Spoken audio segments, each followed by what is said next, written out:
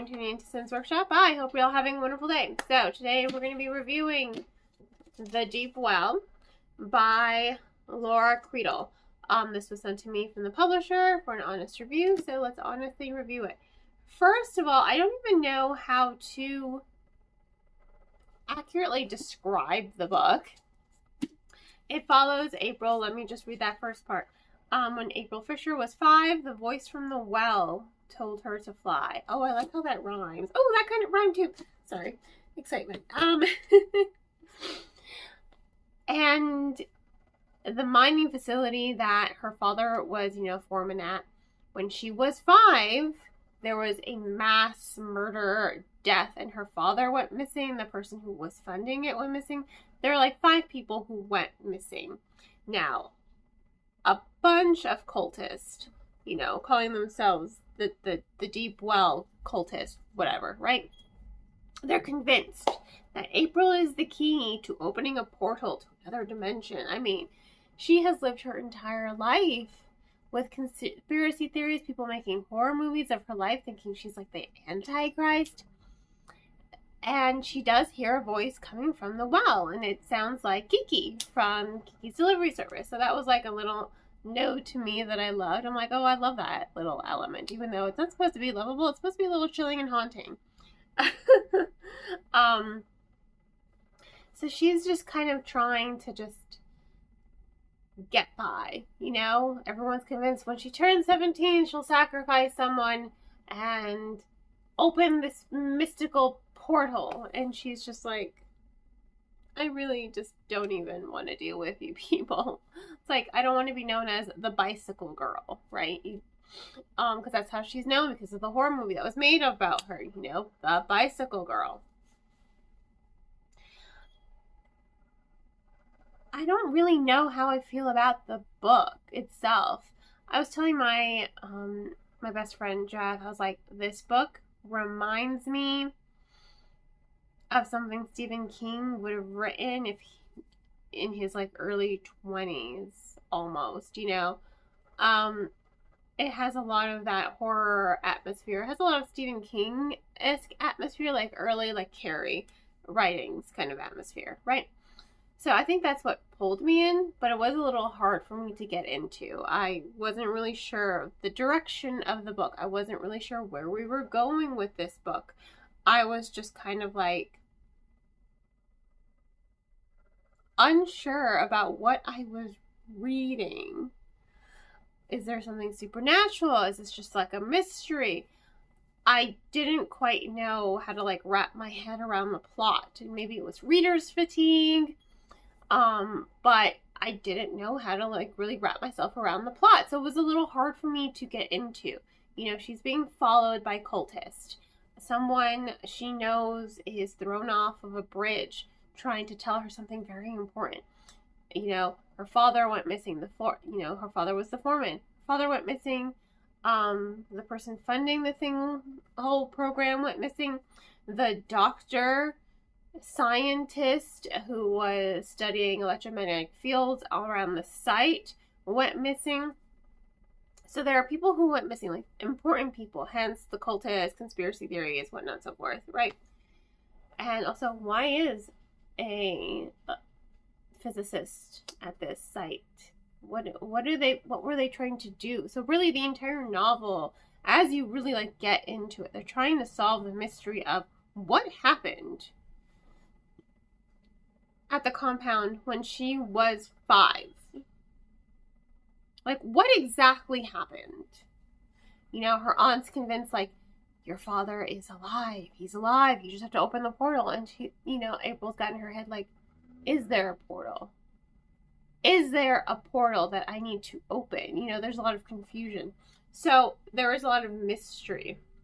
There is like this subtle supernatural aspect to the plot that doesn't fully get realized.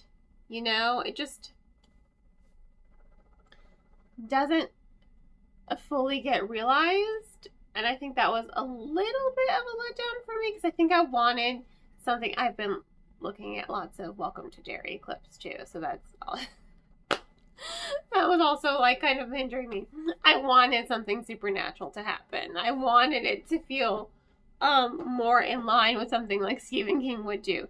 But I mean, it still feels like something Stephen King would have written, you know, back when he was first writing. It feels like an early Stephen King book.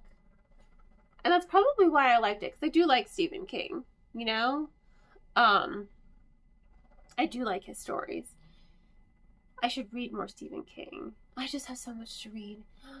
But I wanted the author, Laura, to really like dig deeper into that supernatural aspect, because it's an open-ended ending as well, you know? So this is something she can come back to if she so desires. And I like the open-ended ending because it doesn't fully resolve that supernatural aspect.